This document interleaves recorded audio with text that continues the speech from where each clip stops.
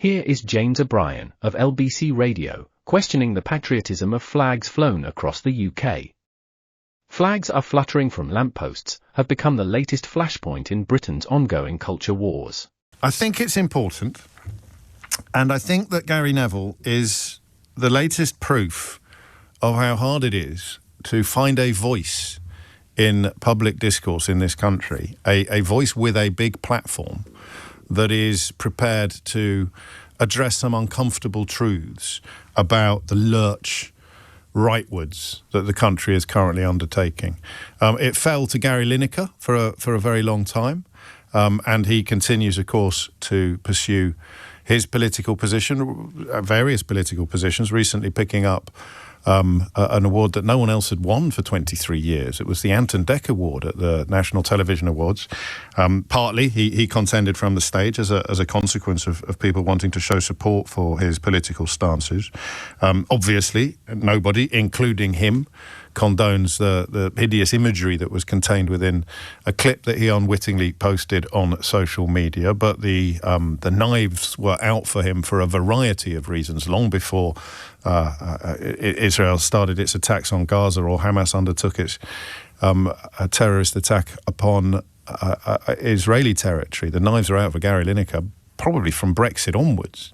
The miracle he lasted as long as he did. In fact, one of the only reasons he lasted as long as he did was because of all of his colleagues at the BBC downed tools last time they tried to take him off air.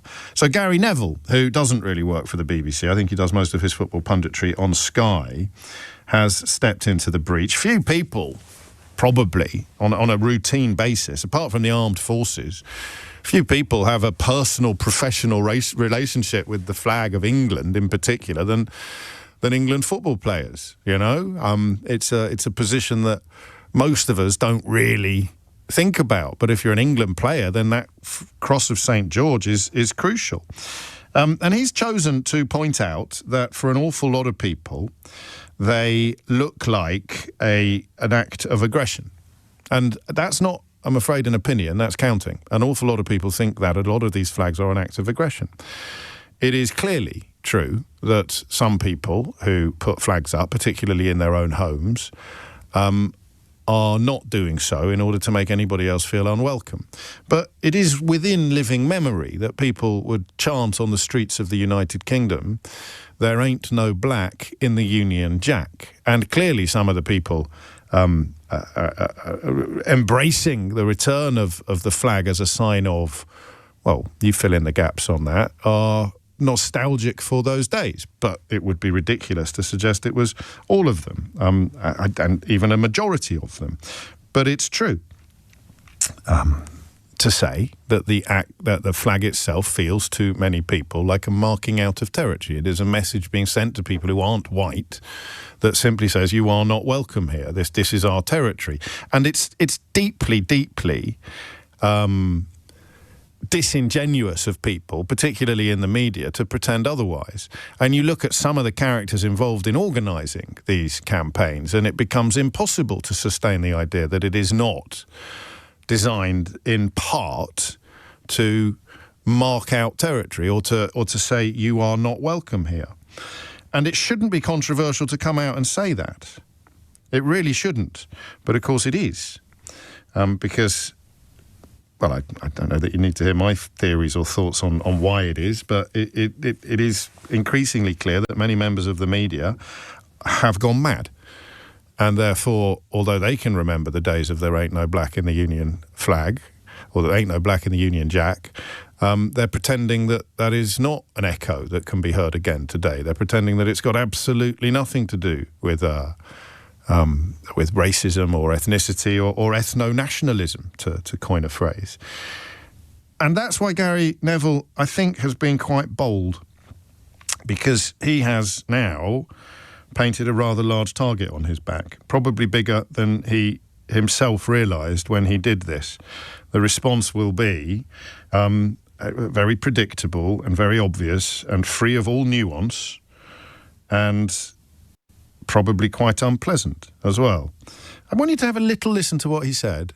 It's quite long, but I think it's worth listening to all of it. I want you to bear two things in mind. The first is that I'm going to ask you at the end of it what you think, purely and simply. And then I'll tell you what I think. And the second thing I want you to bear in mind is that he doesn't have to do this. I think his business empire is worth about £100 million. I don't know what his personal fortune is. He doesn't have to do any of this. And then I might do that thing that I do every couple of weeks when I ask you to make a list of all the people who are actually paid in the British media for their opinions, who lean even a tiny, tiny little bit towards the left, or are even a tiny, tiny little bit repelled by the hideous rhetoric of the Daily Mail or the Daily Telegraph. Because I'll tell you what, it won't take you very long to make that list. And Gary Neville won't be on it because he is not getting paid for this. This is not his job. This is his patriotic duty, he would say, to stand up against what he sees as deeply unpleasant and very deliberately divisive behaviour. And that's why I want you to listen carefully to his words with those thoughts, the fact that he doesn't have to do it, because I might even ask you why you think he has. He doesn't have to do it, and hardly anybody can. Doesn't mean he's right, but it means that we should probably listen to him. So I've just left my house and walking into the office, waking up obviously, seeing the news last night and the news this morning dominated by the horrific attacks within the Jewish community just about a mile from here. And was driving home from Salford City last night. I was driving actually to Salford City, going down a Littleton Road, seeing 60, probably 50 or 60 Union Jack flags. And on the way back I went down the parallel road, which is Berrynew Road, which has got the Jewish community right at its heart, and they're out on the streets, defiant, not hiding or in fear. And I just kept thinking as I was driving home last night that we're all being turned on each other, and the division that's being created is absolutely disgusting. Mainly created by angry, middle-aged white men who know exactly what they're doing. Funnily enough, on one of my development sites last week, there was a Union Jack flag put up, and I took it down instantly. And some people might be watching this and thinking, well, Gary, you're not very patriotic. I played my country 85 times. I love my country. I love Manchester and I love England. But I've been building in this city for 15, 20 years, and there's no one put a Union Jack flag up in the last 15 to 20 years, so why do you need to put one up now? Because quite clearly it's sending a message to everybody that there is something you don't like. The Union Jack flag being used in a negative fashion is not right. And I'm a proud supporter of England, of Great Britain, of our country, and we're championing it anywhere in the world as being one of the greatest places to live.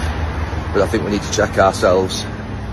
We need to check ourselves and sort of start to think about bring ourselves back to a neutral point, because we're being pulled right and left, and we don't need to be pulled right and left at all. I've always said this about, I played in a football team with a group of people from Manchester, a group of people from Ireland, Wales, Scotland, but also people from Africa, people from Asia, people from America, people from Europe, and we were a beautiful team, united as one. Brexit has had a devastating impact on this country, and the messaging is getting dangerous, extremely dangerous. All these idiots that are out there spreading hate speech in any form and abuse in any form, we must stop promoting them. We must stop elevating our voices towards them. And it needs to stop now and get back to a country of love, of peace, of harmony, and become a team again. It's got elements of Dear England, that the letter that another Gary, actually, although known more popularly as Gareth Southgate. That's 3 Garys. That's it. You could, I say, make a list of people with a big public platform who routinely stand against racism, and they're all called Gary.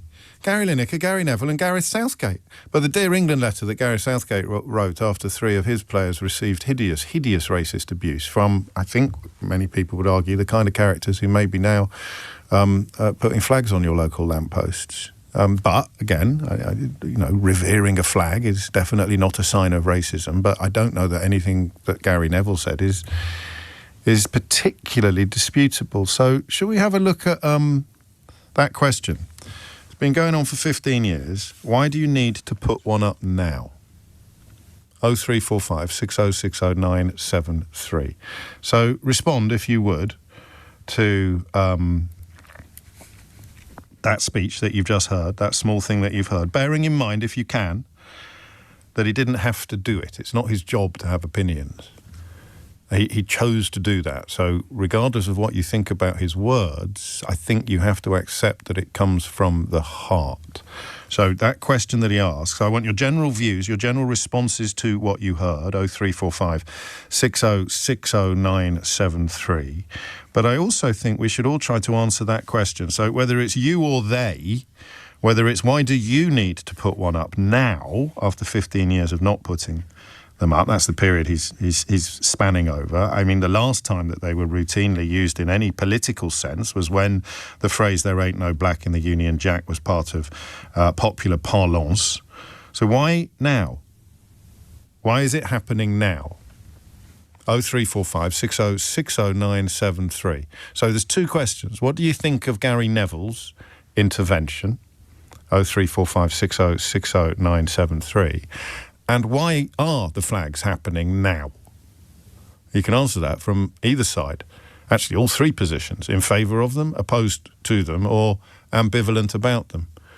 I know for a fact that they upset people, feel threatened by the implicit suggestion that, well, it's not even implicit. There ain't no black in the Union Jack. It is a form of ethno-nationalism in the eyes of many people who don't belong to the, quotes, right, end quotes, ethnicity. You can tell me a million times that when you hung up a flag from your local lamppost, it was categorically not intended in any way to make anybody feel unwelcome. And that's fine.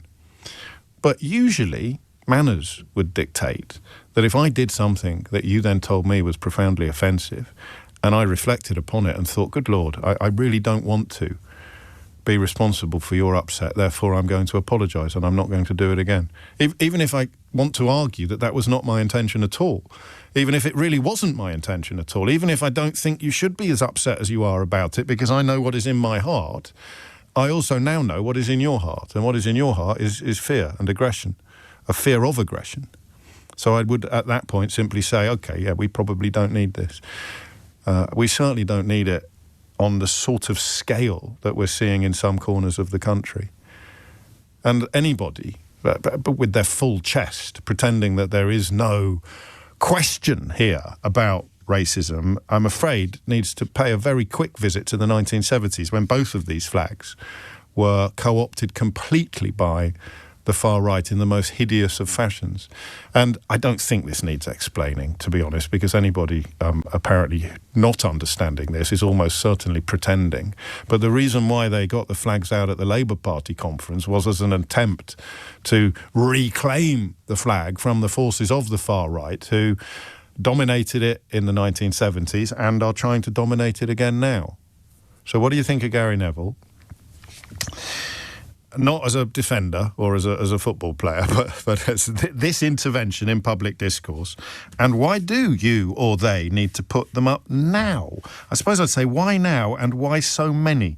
What some see as harmless displays of pride and community spirit, others view as thinly veiled political statements draped in bunting. From union flags lining high streets to regional or nationalist emblems waving above local councils, every flag seems to carry more baggage than fabric.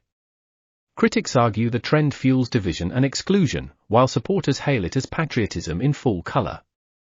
In today's polarised Britain, even a lamppost can't escape becoming a battleground for identity, belonging, and who gets to define Britishness. Which side are you on? Do you love the flags or hate them? Drop a comment below, and thanks for watching.